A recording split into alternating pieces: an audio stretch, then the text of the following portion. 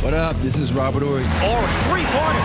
Buries it. You might know me as Big Shot Bob. To Horry for three. Oh, unbelievable. This guy is off the charts. What's going on, Big Shot Bob? Robert Horry from downtown. Oh, back with show number 2 this week. On the heels of the Denver Nuggets championship parade and celebrations as Denver gets his first NBA title in the history of their existence in the NBA. It is the shoot-around, a little lighter this week. Just some goofy topics we didn't get to in the big show. And a correction right out of the gate, which we'll get to in a second. That's B-Dog Brandon Harper. I'm Rob Jenners. And wafting of championship champagne is 7-time NBA champion Robert Horry. Before I get to my correction, what is that week like, man? Championship week. You win the NBA title, and you're coming down off the high. The parade hits. I mean, is it like vacation mode? Is that kind of like where your brain goes to right away? It's a drunken stupor. Is it really? No matter whether you want it to be or not? Yeah, you partying, you drinking, and the next thing you know, you got your friends that are in that city you go out and you party with. Then you go home to wherever you live at and you party with them. Then you party with your family. There's a lot of partying going on for the first 3 weeks. And so it's a lot of drunken 3 nights. weeks this continues? For 3 weeks, man, 3 weeks. Yes. Especially when you're a first-time guy, you're a rookie at it, so you try to party in and do as much as possible. You know, by the time I did my 6 or 7 one, I'm like Jokic, I'm going home. You know, I need to go home. I want to go home. Oh, my goodness. I need to go home. I know. You need to go home. So, how old were you when you won your first title? 23? 24? 24. 24. 24. Were you, in that moment, aware of kind of what you had accomplished at such a young age? I mean, you were fresh into the league. Second season. Second season in. I mean, like you did something very early in your career that a lot of guys spend their entire career trying to get to. Yeah. You know, for me, it was just, I was kind of shocked. In fact, that, you know, in my second year, you always think about guys you look up to, and you know, guys like me, huge Dominique fan, and the fact that he has spent so many years still having won the championship. And look, my second year. And I just looked at Dream and Otis and watched them, you know, how happy they were and knowing all the hard work and sacrifice they had put in to get to that position. And for me, you know, here I am just 2 years in and I'm already winning. And, you know, and when I say that I'm winning, I'm actually, you know, we talked about it earlier in the beginning of this week that I actually was playing significant minutes. You know, I was actually, you know, hitting jumpers, dunking on people. And so it was just an incredible feeling for me. But for the most part, I just sat back and watch Dream and watch Otis and watch Vernon and Kenny, because I know how much work they had put in to get to this point. And now they finally, you know, tasted that champagne and got to hoist that Larry O.B. up. So it was a surreal moment for me. Yeah, that's cool. Just a correction off the top of the show. And this was from last week's shoot-around, and we didn't bring it up in the Tuesday show. I forgot. When we were talking about the best college players of all time. Mm-hmm. Oh, yeah. You get hit with this one too? I got hit with this one. We were talking about Jordan at North Carolina, and we had mentioned that Jordan never won a title in college. So, and I'm like, wait a minute, what? He did. We all overlooked the fact that he hit the shot in the game his freshman year at UNC. I think it was 82. And UNC wins that title. But, like, for some reason, I think all our brains were searching for other college players that we wanted to talk about. Hey, we give and MJ nobody enough love. caught it. We all just brushed right past it. Like, and then everybody's blowing me up going, did I literally hear you? You should be fired. And I'm like, we don't get paid. You can't fucking fire us. we don't make nothing. What are you going to fire me from? You're going to fire me from nothing?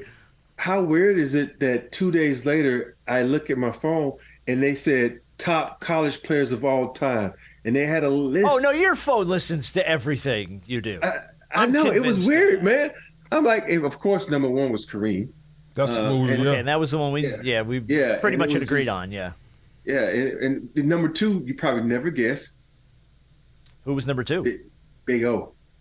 And you Oscar? And you look at Oscar Robertson's stats, and you're like, holy shit! Really? Like, and I didn't even think about that. He averaged like 33 and 23 and so it was ridiculous just stats. Dumb. Yeah. Yeah. And it's like a list of guys like, oh, I forgot about him. You know, guys we mentioned were on that list, like Christian Laettner, Danny Manning. I think even they Walton. put Yeah, Walton was on there. Walton Put was Carmelo on there, but had to be, yeah. But when I was looking at, I was reading about Big O. I was like, dang, I forgot he was a beast. Elvin Hayes was on that list too. There's a lot of guys when you look at this list and you look at what they did. Names we never thought about. Oh, and this one we forgot about. Pistol Pete. Oh, Pete He averaged like 43 points in college. I'm like, wow, this is amazing. A lot of that before our time, though. Yeah, You know what I mean? Like that was kind of earlier than the heydays of when we were watching college ball and when you were playing. when they had TV contracts and they could see it on TV. Right. Yeah. Exactly. Exactly right. As opposed to when they were playing in the little short shorts that were like this high.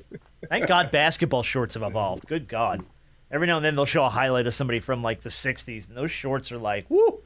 Those jokers are high.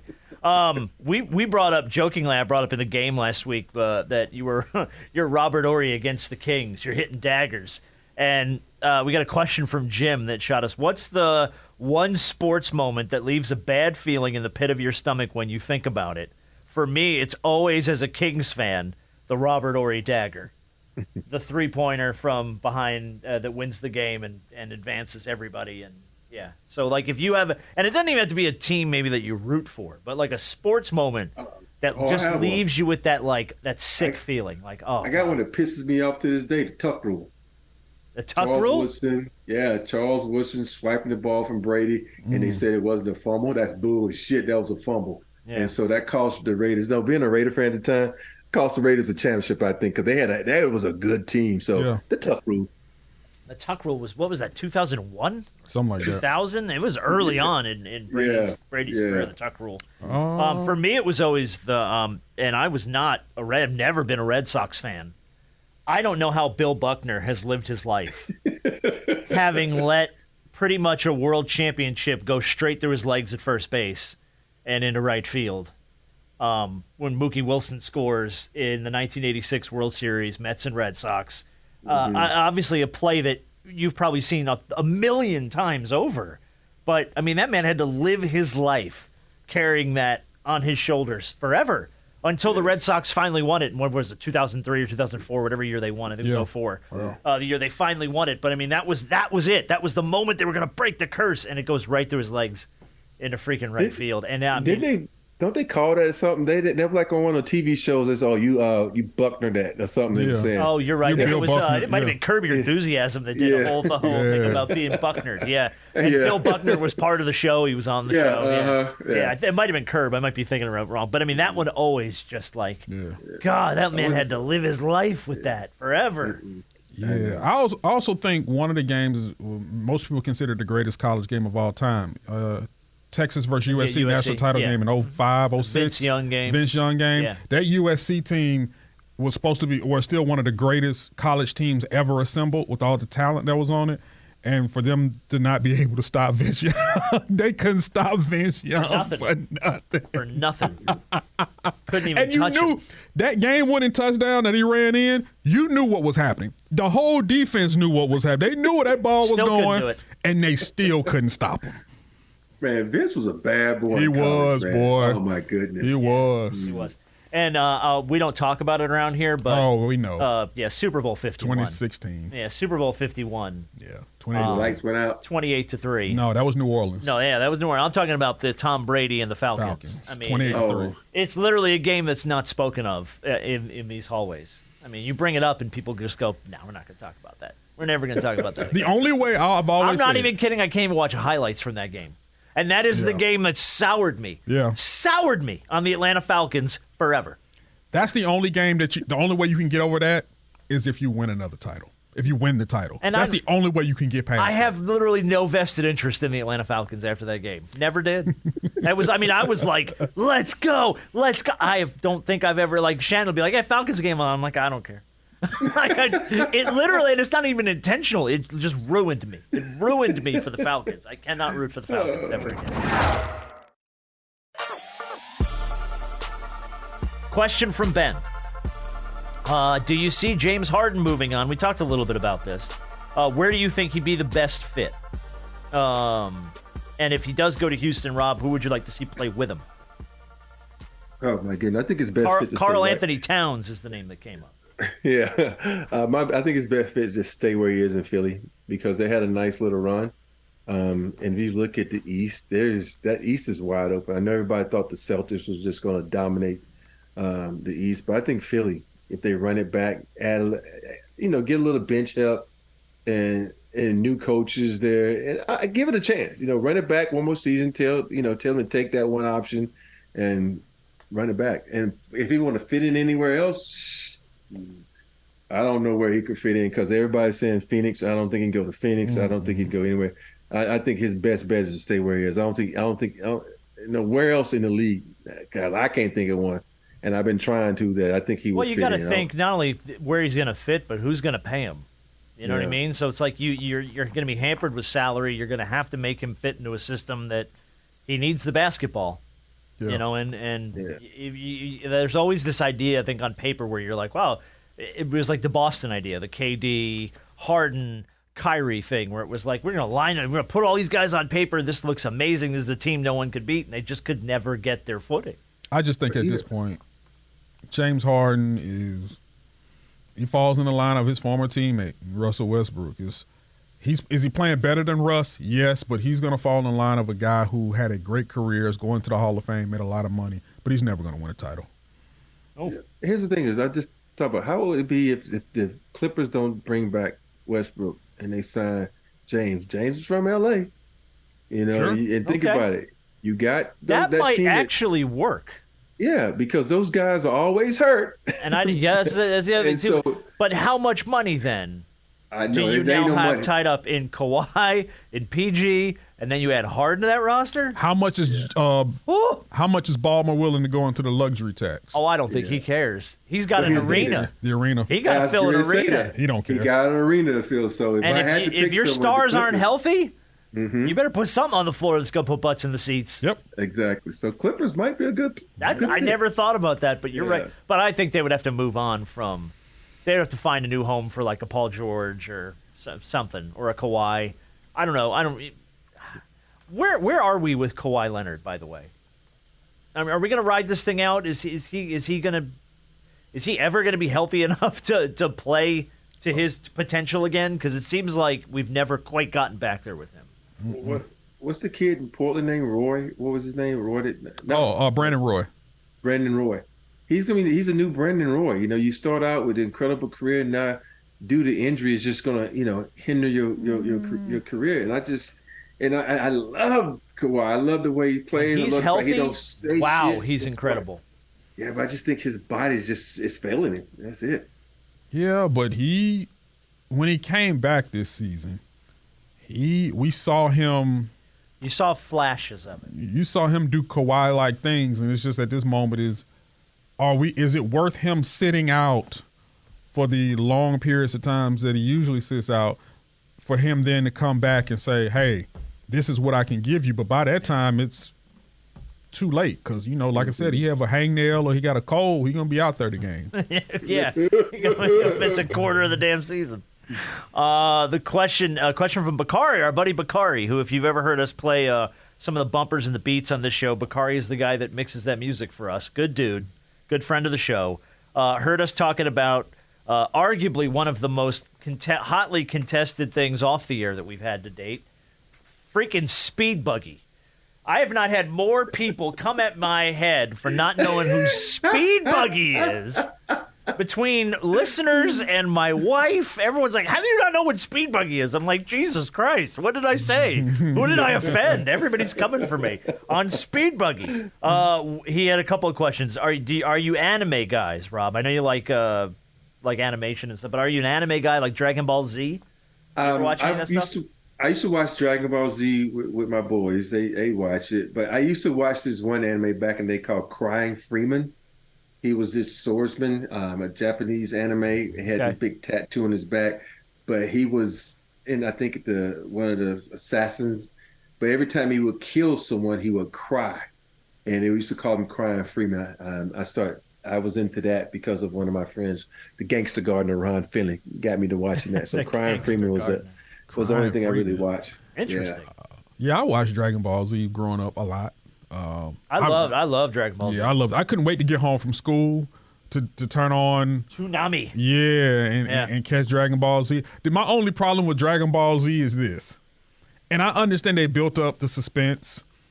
It's just too much dead time in Dragon Ball Z where you see it takes 15 minutes. You're staring at whoever you're fighting, or the guy's just standing there for 15 minutes. That's all anime, I get it. Half of anime is just guys. It's just standing there, staring each other down, mean mugging each other, and you may have another 5 minutes of fighting. By the time that happens, commercial gone. Yeah, and you in 5 minutes commercial. By the time you come back, the show over with. Tune in next week. Yeah, like, son of a bitch. But what I really enjoy with Dragon Ball Z, I used to draw a lot of them. Like, I used to draw a lot of the characters, and, Goku, Trunks, Vegeta. Yeah. My son Cameron has one of his, I think this is a right arm or left arm, who knows.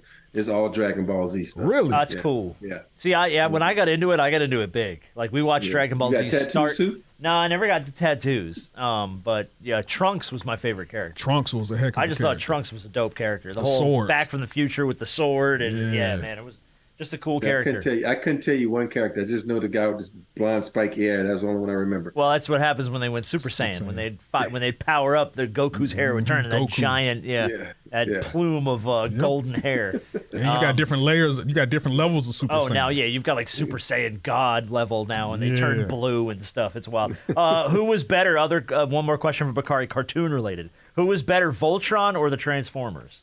Transformers. It was always the Transformers. Yes, I love Voltron. Was what may have been the better toy. Yeah, but the Transformers. Think about it. You even look now. You don't see about no Voltron movie. You got Transformer movies. Yeah, Transformer movies coming out everywhere. The Rise of the Beast is out now. I just went to see that the other day. Did you see it? Was it good? It was pretty good. Pete Davidson is the voice of what the hell's the car's name? I forget. Mirage, maybe. Yeah, Mirage. Okay. Yeah. How did he do?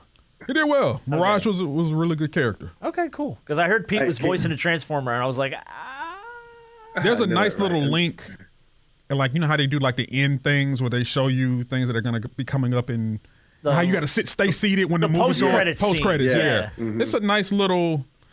I guess I don't know if it was in some form of comics that I don't know about or whatever, but I don't know if I won't say it because people don't spoil it. It's a nice little connection to another. Okay. Form of something. Okay. I'll say that. Wow, that was vague. Very vague. I like it. And I tried to keep it that way. Yeah. My problem Go ahead. My problem with Transformers was we didn't have a lot of money when I was a kid, so we would always end up getting GoBots. You remember the GoBots? Which was like the poor people version of Transformers? Man, I had more GoBots than I could count because you could buy like 6 GoBots for the cost of what it would get you to get 1 Optimus Prime. You know what I mean? And you could never transform. The freaking I would lose the instructions, and Optimus Prime would have some shit sticking out of his head forever that I could never quite get folded back the right way, and always lost the instructions. I just on those. But how cool is it? I was going to say, does Optimus Prime have one of the coolest voices in all? Peter Cullen is the guy who voices Optimus Prime, arguably one of the greatest voiceovers ever. He and Darth Vader are the top 2, I think. Woo! I mean, Optimus Prime's iconic, and he's been doing that for 40 years. Mm-hmm. Peter Cullen voicing Optimus Prime. And the Transformers movie traumatized me as a kid. When they killed Optimus Prime, and he's laying there and he's gray. Oh, that shit haunted me, man. So, I was like, you can kill a Transformer? No, it's a funny story. So I'm out working out, and I come home. My mom is visiting and is going to live in Houston. My mom like, Rob, come here. Your son, Cameron, has something to ask you. I'm like, what? Yeah, he has something to ask you. I'm like, okay, Cameron, what do you need to ask me? He's like, Daddy, what's masturbation? I'm like, he was like 5 or 6 years old because you remember the first Transformers. Wow. The mom knocks him down. What are you doing in there? Masturbating? Oh, that's right. Yeah, the first Transformers movie. Oh, man. So Cameron's like 5 or 6 years old. He's like, what's masturbating? And I look at it and say, son, this is something you're going to probably know about 5 or 6 years, so I'm not talking about it. It'll come back to me then. Yeah. My daughter's at that age now. She's about to be 11, where she's tripping across random jokes and shows and stuff that she doesn't get, and she wants to know what they mean. And it's just like, you're crossing a lot of the same bridges. We were watching The Cube. Shaq was on The Cube with Dwayne Wade. And they made a balls joke because he had to get all the balls out of this box. And he's like, that's the most balls you've handled today. And everybody laughed. And she goes, what do they mean by that? And I'm like, All right. I don't we know. used to play basketball. You know, they have the rack of balls, and they used to have to shoot a lot. Yeah. Come up with something. I'm like, it's a boy joke. You'll get it when you're older. Yeah, She doesn't understand why 69 is a funny number. People love to laugh at the number 69. She does not know why. She's asked me what's funny about the number, and I don't even know what to say. Because I'm like, we haven't even really quite had the talk yet with her. So this is like the talk, and then, by the way, take the talk, turn it this way, lay it down. I mean, it's, oh, God. You know, how do you... Just say it's like 96. I just said it's a funny number. At this point, it just be like, you know what? I don't know. Maybe I'll find out in about 10 to 15 years. Turns out your father's a man-child. He knows very little. Or just say, go ask your mama. Yeah, put that pressure on her. That would go over very well. Why is your daughter asking me what a 69 is? I'm like, because I didn't know what to say. I didn't know what it was. I just went downstairs and shot pool and figured you'd figure it out. Yep. You know, I don't know. Did you say, we didn't bring this up? A lot of people hit me up and go, why didn't you guys talk about Conor McGregor knocking out the Miami Heat I saw mascot? this. I think this was during Game 4 of the NBA Finals. Sent him to the hospital. Sent that man to the hospital, but he was okay. He just left with pain meds. So, I mean, it wasn't like he hurt him, but I guess they were doing a bit. And they dressed Bernie, the Heat mascot up in, like, he had gloves, a boxing robe, and McGregor's promoting whatever scented spray he's selling or whatever the crap it is. And he comes out, and I guess the bit was, Bernie will try to fight you, and you'll hit him. Well, McGregor didn't, like, hit the mascot. He Ace Ventura'd that man. Like, he took that son of a bitch across his face, knocked him down, hit him again while he was on the floor, and they had to take Bernie to the hospital. But you got to understand, McGregor, I don't think he has it all there, man. It's like, come on. I could see when Charles used to always hit, Rocky, and, Rocky had that rapport with a lot of players where they would fake hit him and stuff like that. Yeah. But dang, did you go out and hit a guy like you in a real boxing match? You have flashbacks. So he's like, he thought he was fighting somebody for real. Yeah. So, man. Like, bro, it's a bit. Relax. Have fun. Turn it off. For like five minutes. Turn off I'm going to kill you, Gene, and have fun. Where are we on mascots in the NBA? Because you don't see like in Major League Baseball, mascots are like everywhere. Football, kind of, but the NBA, I don't know about the NBA certain teams mascot. who you see them around. I know, but I'm like, they don't. I think the Rockets are we had our mascot evolved from Turbo, the guy used to do flips and fall out the air and do all these kind of crazy to the bear. It's just to clutch. So it's just weird. Lakers don't have a mascot. I know the Clippers tried to come out with that little ugly mascot they had, but you don't want to do that. Well, their mascot is Clipper Darrell. He is their mascot. Yes, he is their mascot. And I would rather take that. I'd rather take I don't need the dinosaur in Toronto. I just need the guy that's on the sidelines with the. Well, the Lakers do have the Lakers do have one, Jack Nicholson. Or is it Nicholas? What is it? Nicholson? Jack Nicholson. Yeah, but he be looking rough, and that kind of describes the Lakers seasons at times. I'd be like, whenever they pan over to Jack, I say, I feel you, Jack. That's the way the season been going. You look how we all feel, Jack. Jack don't. He been there so long in that seat. Jack don't even comb his hair to come to the game no more. Oh no, not at all. I mean, and God bless Jack. What an amazing actor. Yeah, he's like a little rough, man. Jack don't care. And if I've been holding season tickets and I've been on the sideline for that long, I wouldn't care either. And it would age me poorly as well. I might come in my pajamas one day. Yeah. That's why I'm surprised Spike Lee still puts in an effort. You know what I mean? Well, you've been a Knicks fan for 100 years. How are you not looking like Jack Nicholson? Well, New Yorkers somehow always remain hopeful, even when there's no hope. So I guess I got to give them credit somehow, some way. This is true. Someone wanted to bring up the Zion rumors, but I'm going to skip this. I don't necessarily want to, because I don't know what there is. I got hit up this week ago and said, you're going to talk about Zion, right? No. And I'm like, well, this is a lot of like porn star, baby mama drama. And I'm like, what are we supposed to say about it? Hey. Aside from the fact that it's happening. Just say, God bless him and move on. All I got to say is, man, good luck to you. He's a young dude, not shooting him any bail, but he is a young dude with some money. Live your life. Good luck to you, buddy. Live your life. And NBA, I would call him a star, even though he ain't played much.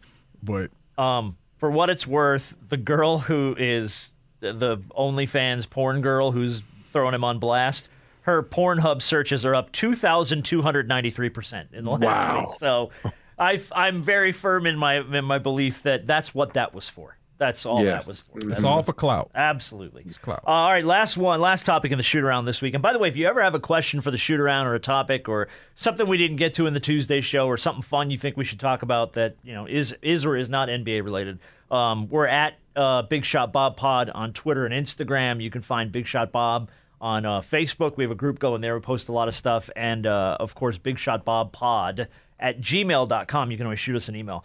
NBA Central posted this week, and I wanted to get your thought on it. Piggybacking a little bit on our conversation a couple weeks ago from people in their primes and picking their... Someone said, put this up and said, give me a reason. Pick the better duo. Do you want Jokic and LeBron, or do you want Jordan and Dream? And I'm like, that's an interesting conversation to have. And again, it is all theoretical because they'll never face each other. Exactly. But if you had to pick a duo, do you want Joker and LeBron, or do you want Jordan and Hakeem? You got two guys on one team who's been all defensive players. You got two guys on one team that have been MVPs and scoring leaders and all this kind of... Man, that's a no-brainer. You take Jordan and Hakeem because Jokic couldn't guard Dream. Defense. And you forget Dream was a defensive player of the year. He got Jokic on lock. Only thing is the size. LeBron might be a little taller than Jordan, but that's easy to pick for me. Jordan's a really good defender. Jordan is always a very good defender. He won Defensive Player of the Year. Yeah. And I said Jordan. Hakeem won Defensive Player. I got Jordan Hakeem all day. Did he win Defensive Player of the Year and MVP in the same season? Same season. That's what I thought. Yep. Wow, I didn't remember that. Yeah, him and Giannis are the only two players that do it. Yeah, I'm gonna take Jordan and Hakeem. I can see Joker and LeBron playing very well together because they're both very unselfish players, and both can operate without the basketball. That was the one advantage I gave them. Yeah, but I think when you have a guy like Hakeem and his footwork, and his skill set on the block, when you have all these guys going to him to learn better footwork on the block, Kobe, LeBron went to Hakeem. So, and you got a guy like Jordan. I mean, come on, it's Jordan. It's no knock against Joker and LeBron because I think that tandem would be great. It'd be great. I'm just going to go with you to death. Yeah. But no, I mean... you shoot it. No, you shoot it. Yeah. No, you shoot it. Yeah, pass. 150 assists. Right. But I'm going to give it to Jordan and Hakeem. Well, see, I'm with you, and I agree with you wholeheartedly. I would go Jordan and Hakeem. The only one-up I give Jokic and LeBron is defensively, if they're getting locked down, they're moving the ball between them a lot better than I think Jordan and Hakeem probably are. So if you've got somebody, if you've got, Jokic, getting locked down in the post by Hakeem, he's going to move that basketball to LeBron and see if he can find a way to score, and vice versa. But then you got Defensive Player of the Year, might get that steal locking your ass up. So. It's true. That was the only caveat that I was like, well, maybe they're moving that ball a little bit better than the other two. Yeah. But I do like the hypotheticals, though. Those always make me laugh. So, if you ever have any of those you want to shoot to us, we already noted all the stuff, and we appreciate you, Rob. Are we going to see you next week? Nope. Nope. We may have a guest host next week. We'll see. I might be able to do it from on my iPad from afar. Are we allowed to talk about where you're going? Probably not, huh? Not yet. Not yet. Yeah. Okay. Not yet. Okay. Well, Rob's involved in some stuff that you're probably going to see on your legal stuff. Legal stuff. His Pornhub searches have not gone up. Let's just say that.